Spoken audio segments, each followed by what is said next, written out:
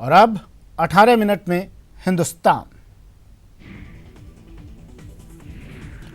हावड़ा से नई दिल्ली जा रही पूर्वा एक्सप्रेस देर रात 1 बजे कानपुर के करीब रूमा कस्बे के पास दुर्घटनाग्रस्त हो गई। हादसे में ट्रेन के 12 डिब्बे पटरी से उतर गए, जिसमें 2 दर्जन यात्री घायल हो गए। ट्रेन का कपलिंग टूटने की वजह से हादसे की आशंका जताई जा रही है। फिलहाल इलाहाबाद कानपुर रूट को डाइवर्ट कर दिया गया है, जिसकी वजह से अब तक 11 ट्रेनों को कैंसिल कर दिया गया है। पूर्वा एक्सप्रेस ट्रेन संख्या 12303 हावड़ा से नई दिल्ली जा रही थी। घटना की सूचना मिलते ही मौके पर राहत बचाव का कार्य जारी है। प्रधानमंत्री नरेंद्र मोदी आज 3 राज्यों के दौरे पर रहेंगे। यहां 4 जनसभाओं को संबोधित करेंगे। पीएम सुबह 10 बजे पश्चिम बंगाल के बुनियादपुर में जनसभा करेंगे। प्रधानमंत्री पश्चिम बंगाल के बाद बिहार के लिए रवाना होंगे। पीएम बिहार के अररिया में दोपहर 12 बजे चुनावी रैली करेंगे। यहां से पीएम उत्तर प्रदेश के एटा के लिए उड़ान भरेंगे। इसके बाद एटा और बरेली के आंवला में रैली करेंगे। उत्तर प्रदेश में महागठबंधन आज 2 जनसभाओं को संबोधित करेगा। बीएसपी, एसपी और रालोद की संयुक्त रैली रामपुर और फिरोजाबाद में होगी। रामपुर में नेता आजम खान के लिए वोट मांगेंगे, वहीं फिरोजाबाद में रैली अक्षय यादव के समर्थन के लिए होगी। मध्य प्रदेश के भोपाल संसदीय क्षेत्र से कांग्रेस उम्मीदवार पूर्व मुख्यमंत्री दिग्विजय सिंह आज अपना नामांकन भरेंगे। मध्य प्रदेश के शिवपुरी से कांग्रेस उम्मीदवार और सांसद ज्योतिरादित्य सिंधिया आज दोपहर 1 बजे नामांकन दाखिल करेंगे। इसके बाद गांधी पार्क में सभा को संबोधित करेंगे। उत्तर प्रदेश की आजमगढ़ संसदीय सीट से भारतीय जनता पार्टी के उम्मीदवार और भोजपुरी स्टार दिनेश लाल यादव निरहुआ आज रिक्शा चलाकर नामांकन पत्र दाखिल करने जाएंगे।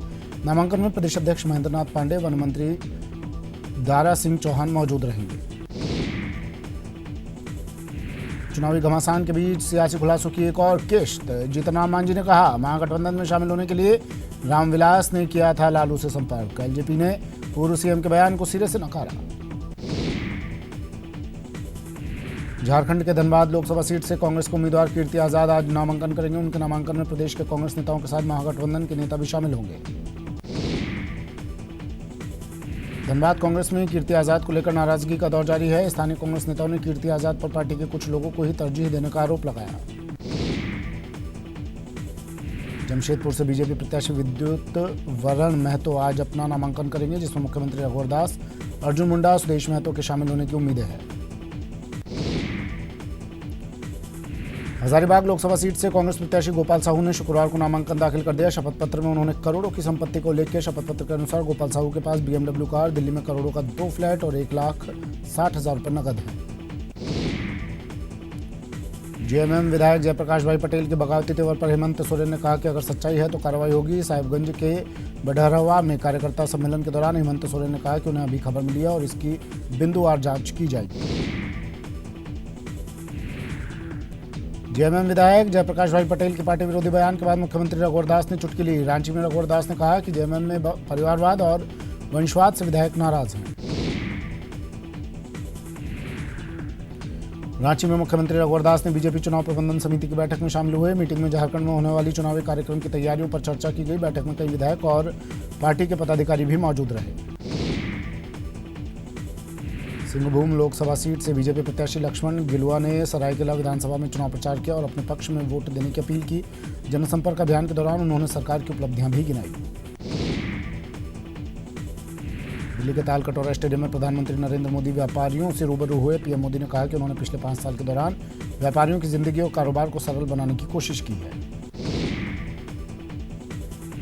पीएम मोदी ने कहा कि व्यापारियों ने हमेशा देश के बारे में सोचा। पीएम के मुताबिक यह हमारे देश के व्यापारियों की शक्ति थी कि भारत को कभी सोने की चिड़िया कहा जाता था। पीएम ने कांग्रेस पर निशाना साधते हुए कहा कि कांग्रेस के जमाखोरों ने महंगाई के खेल से फायदा उठाया था और तोहमत व्यापारी वर्ग पर मढ़ दिया।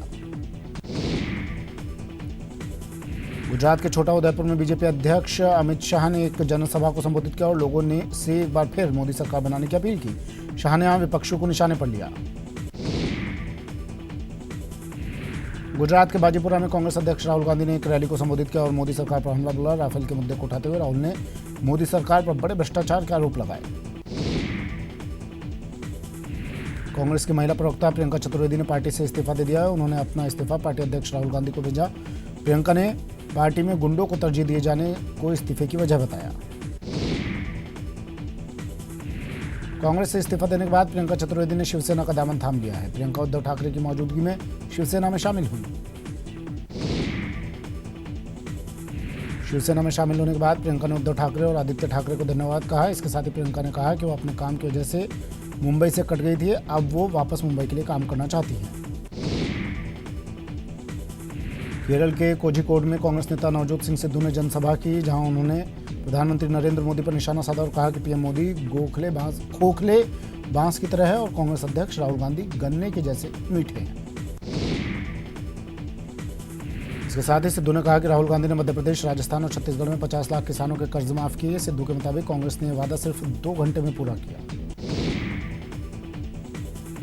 गुजरात के सुरेंद्रनगर में हार्दिक पटेल को एक चुनावी सभा के दौरान एक शख्स ने थप्पड़ मार दिया। हार्दिक पटेल को थप्पड़ मारे जाने के बाद सभा में मारपीट हो गई। हार्दिक के समर्थकों ने आरोपी की पिटाई की। लोकसभा चुनाव में 24 साल बाद एक बार फिर मुलायम सिंह और मायावती एक साथ एक मंच पर नजर आए। बीएसपी सुप्रीमो मायावती ने मैनपुरी में मुलायम सिंह के लिए प्रचार किया और उनकी जमकर तारीफ की। मायावती ने इस दौरान बीजेपी सरकार पर भी हमला बोला और पार्टी पर झूठे वादों का आरोप लगाया। वहीं इससे पहले मुलायम सिंह ने मायावती का आभार जताया। साध्वी प्रज्ञा ने हेमंत करकरे पर दिया अपना बयान वापस ले लिया। प्रज्ञा ने कहा कि उन्होंने जो कहा वो उनकी व्यक्तिगत पीड़ा थी। प्रज्ञा के मुताबिक अगर उनके शब्दों से दुश्मनों को बल मिलता है तो वो अपना बयान वापस लेती है। इससे पहले प्रज्ञा ठाकुर के बयान पर बीजेपी ने भी पल्ला झाड़ा था और कहा कि करकरे पर टिप्पणी को प्रज्ञा का निजी बयान था। वहीं दिग्विजय ने कहा करकरे की शहादत पर उन्हें गर्व है। वहीं आईपीएस एसोसिएशन ने हेमंत करकरे के पक्ष में ट्वीट किया और कहा कि शहीद हेमंत करकरे ने आतंकवादियों से लड़ते हुए अपना सर्वोच्च बलिदान दिया।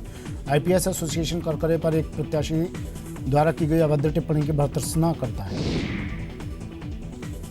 साध्वी प्रज्ञा के हेमंत करकरे पर दिए बयान पर कांग्रेस अध्यक्ष राहुल गांधी ने ट्वीट किया है। राहुल ने ट्वीट में लिखा कि हेमंत करकरे ने अपनी जान देश की रक्षा के लिए दी, लिहाजा उनकी शहादत को सम्मान जरूर दिया जाना चाहिए।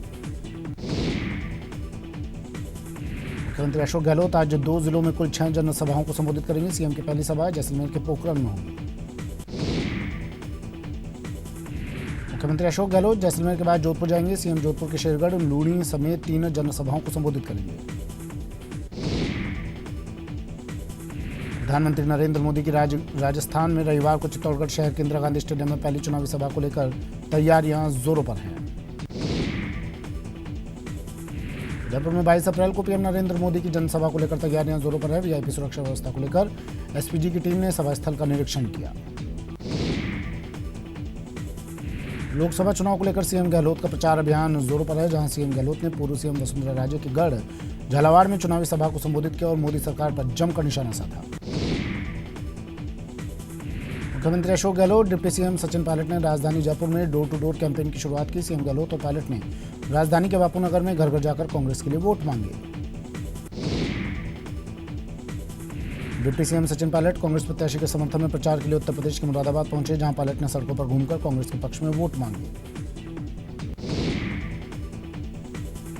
उत्तर प्रदेश के मुरादाबाद जनसभा को संबोधित करते हुए सचिन पायलट ने कहा कि 23 मई को देश में नई सरकार बनेगी।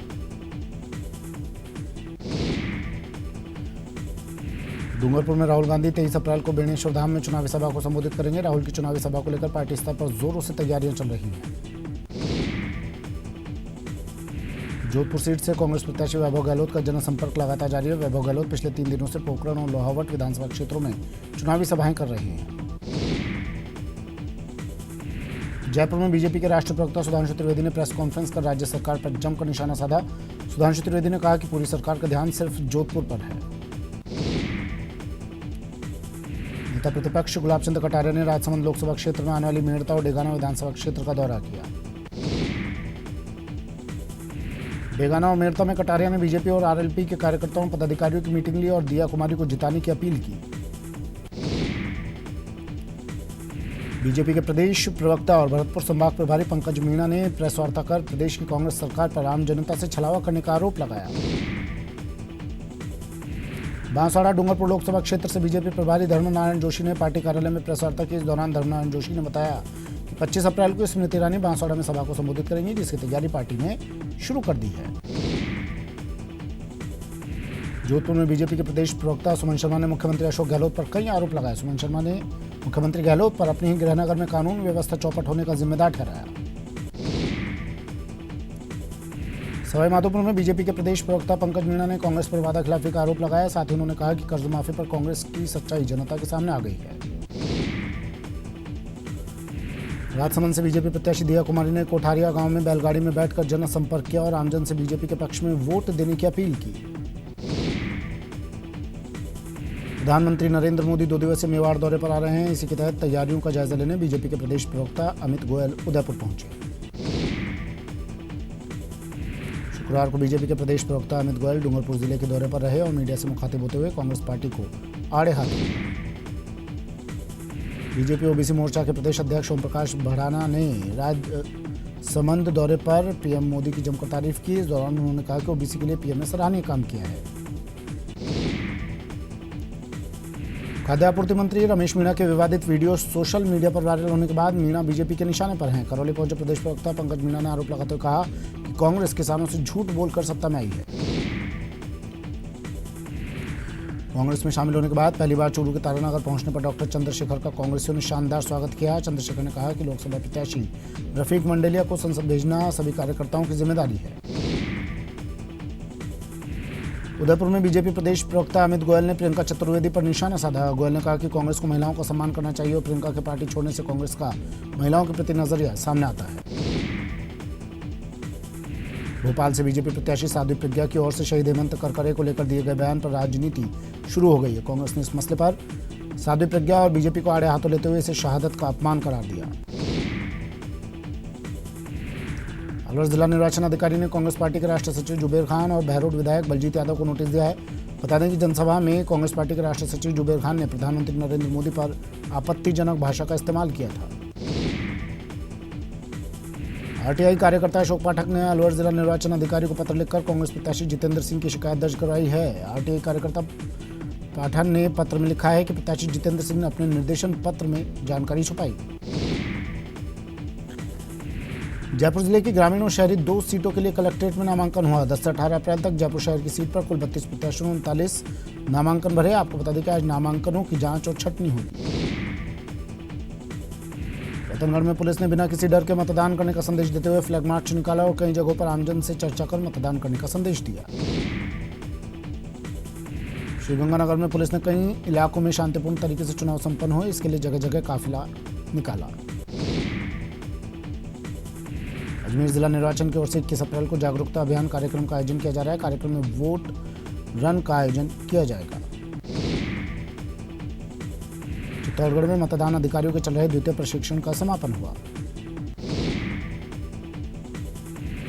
भरतपुर में लोकसभा चुनाव की तैयारियों की समीक्षा बैठक जिला निर्वाचन अधिकारी की अध्यक्षता में हुई। बैठक में संवेदनशील क्षेत्रों पर निगरानी रखने के निर्देश दिए गए। टोंक में 2 संस्थाओं ने युवाओं को परिंदे बांटकर उनमें पक्षियों के लिए जल भरने का संकल्प दिलाया और सभी से अपने अपने क्षेत्र में 100% मतदान करवाने की शपथ दिलवाई। बांसवाड़ा में लोकसभा चुनाव को लेकर प्रशासन पूरी तरह सतर्क होकर निष्पक्ष चुनाव करवाने में जुटा हुआ है। इसी के तहत चुनाव पर्यवेक्षक विपुल गुप्ता सूचना केंद्र पहुंचे और चुनावी गतिविधियों के बारे में जानकारी ली। बीकानेर में गोलगप्पे की आकृतियां बनाकर मतदाताओं को मतदान करने के लिए प्रेरित किया गया। ये मुहिम धर्मेंद्र अग्रवाल ने शुरू की। अग्रवाल का नाम 121 तरह से पानीपुरी बनाने के लिए लिम्का बुक में भी दर्ज है। शुक्रवार को भगवान हनुमान का जन्मोत्सव बूंदी जिले में भी बड़े हर्षोल्लास के साथ मनाया गया। इस मौके पर छोटी काशी बूंदी में हिंदू संगठनों की ओर से विशाल शोभा यात्रा का आयोजन किया गया। डूंगरपुर में हनुमान जयंती श्रद्धाभाव से मनाई जा रही है। हनुमान जयंती के अवसर पर मंदिरों में हवन और धार्मिक अनुष्ठान संपन्न हुए। कोटा में भी बजरंगबली के भक्तों ने खासा हर्षोल्लास और भक्तिभाव से भगवान हनुमान का जन्मोत्सव मनाया। इस दौरान मंदिरों में महाआरती के साथ ही महाप्रसाद बांटे गए। छोटी काशी जयपुर में संकटमोचक भगवान हनुमान जी का जन्मोत्सव श्रद्धाभाव और हर्षोल्लास के साथ मनाया गया। बीकानेर में हनुमान जयंती के मौके पर मंदिरों में भक्तों की भारी भीड़ देखी गई। भक्तों ने भगवान हनुमान की पूजा अर्चना कर मन्नतें मांगी। भरतपुर में भी हनुमान जन्मोत्सव की धूम रही। हनुमान मंदिरों में श्रद्धालुओं का तांता लगा रहा। पूरे देश में धूमधाम से हनुमान जयंती मनाई गई। दौसा में भी एक शोभा यात्रा का आयोजन किया गया। शोभा यात्रा में भगवान हनुमान और राम दरबार की जीवंत झांकी सजाई गई। भीलवाड़ा में हनुमान जन्मोत्सव के अवसर पर संकटमोचन हनुमान मंदिर में 2500 किलो काजू कतली का भोग लगाया गया।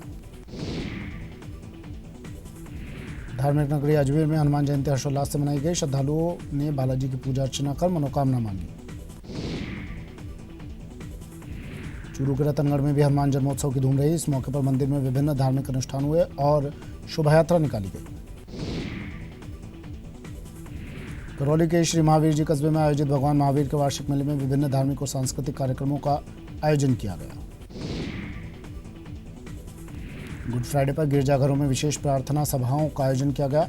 ईसाई धर्म के लोग गिरजाघरों में आयोजित विशेष प्रार्थना सभा में हिस्सा लेकर प्रभु यीशु की आराधना की।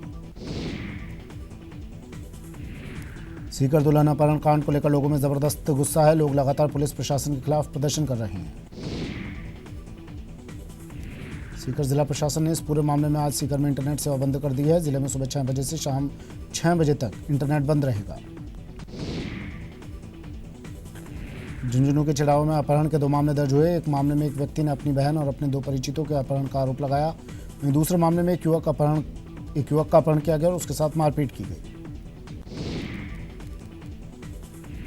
कोटा के केवल नगर में गुरुवार को एक सड़क हादसा हुआ जिसमें 2 प्रोफेसरों की मौके पर ही मौत हो गई। मामले में गंभीर रूप से घायल तीसरे प्रोफेसर की भी मौत हो गई। डूंगरपुर के दामनी गांव में एक तेज रफ्तार जीप ने राहगीर को अपनी चपेट में ले लिया। हादसे में राहगीर की मौत हो गई। झुंझुनू में 10-12 युवकों ने एक युवक पर चाकू से हमला कर दिया जिसमें युवक की मौत हो गई। करौली में विधायक के विवादित बयान के विरोध में सवर्ण समाज और करणी सेना ने विरोध प्रदर्शन किया और विधायक का पुतला फूंका। टोडा भीम विधायक पीआर मीणा पर लोगों ने जातिवाद करने और जनभावनाओं को भड़काने का आरोप लगाया। करणी सेना के जिलाध्यक्ष ने कहा कि विधायक पीआर मीणा अपना बयान वापस लें और सवर्ण समाज से माफी मांगे। चूरू के मुख्य चिकित्सा और स्वास्थ्य अधिकारी डॉक्टर मनोज शर्मा ने शुक्रवार को राज्य के बगड़िया अस्पताल का निरीक्षण किया और साफ सफाई पर विशेष ध्यान देने के निर्देश दिए। अजमेर जीआरपी ने ट्रेन से एक लावारिस बैग बरामद किया जिसमें हजारों की नकदी समेत अन्य सामान भरा था। पुलिस ने यात्री की तलाश कर उस बैग को वापस लौटाया। लावारिस बैग के बारे में पुलिस ने कई घंटे बाद पहचान हो पाई। जानकारी के मुताबिक पूर्णमन नाम के व्यक्ति शादी में शामिल होने के लिए पाली जा रहा था। इसी दौरान मारवाड़ जंक्शन पर वो ट्रेन से उतरा और तभी बैग ट्रेन में रह गया। चित्तौड़गढ़ में निजी अस्पताल में इलाज के दौरान एक प्रसूता की मौत होने पर आक्रोशित परिजनों ने महिला चिकित्सक पर लापरवाही का आरोप लगाते हुए पुलिस ने मामला भी दर्ज करवाया।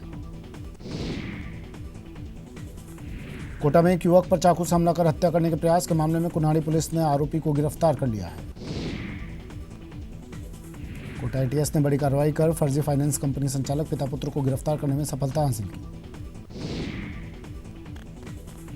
कोटा के उद्योगनगर थाना पुलिस ने बड़ी कार्रवाई करते हुए फर्जी पुलिसकर्मी बनकर एक लड़की का अपहरण कर उनके साथ छेड़छाड़ करने के 2 आरोपियों को गिरफ्तार किया है। चूरू के रतनगढ़ में मेगा हाईवे पर गोगासर के पास लोक परिवहन बस और बोलेरो की भिड़ंत हो गई। हादसे के वक्त बस में करीब 3 दर्जन यात्री सवार थे। माउंट आबू में पैंथर ने 3 जानवरों पर हमला कर मार दिया। पैंथर ने गाय भैंस बांधने के बाड़े को भी अपना निशाना बनाया। सवाई माधोपुर के बागोरा गांव में जमीनी विवाद को लेकर एक परिवार के 2 पक्षों में खूनी संघर्ष हो गया। आपसी मारपीट में 12 से अधिक लोग घायल हो गए। करौली गंगापुर मार्ग स्थित सलेमपुर गांव में जमीनी विवाद को लेकर 2 गुटों में खूनी संघर्ष हो गया। इस दौरान मारपीट में एक की मौत हो गई जबकि 9 लोग घायल हो गए। जयपुर में टोंक रोड पर 2 दुकानों में आग लगने से हड़कंप मच गया। करीब 1.5 घंटे तक दमकल की 12 गाड़ियों ने आग बुझाने की कोशिश की। इस दौरान 3 दमकल कर्मी घायल भी हो गए। अलवर के कोटकासिम में 3 हथियारबंद बदमाशों ने एक दुकानदार से करीब 10 लाख की लूट की वारदात को अंजाम दिया। बदमाश दुकान में रखे करीब 20 किलो वजनी गल्ले को उठाकर ले गए। राजसमंद की कांकरोली में पुलिस ने नकली घी बनाने वाली फैक्ट्री पर दबिश देकर 2 आरोपियों समेत एक पिकअप और कई ब्रांडेड कंपनियों के करीब 150 टीन जब्त किए। सवाई माधोपुर की गंगापुर सिटी कोतवाली थाना पुलिस ने देसी पिस्टल और 5 जिंदा कारतूस के साथ एक युवक को गिरफ्तार किया। युवती से बलात्कार के आरोप लगने के बाद महामंडलेश्वर कुशालगिरी ने आत्महत्या करने की कोशिश की। बेहोशी की हालत में कुशालगिरी को अस्पताल ले जाया गया। पुलिस अब इस मामले में ये पुष्टि करने में जुटी हुई है कि महामंडलेश्वर कुशालगिरी ने जहर खाया है या फांसी का फंदा लगाने से उनकी हालत बिगड़ी। चलिए बुलेटिन में फिलहाल इतना ही, दीजिए इजाजत, नमस्कार।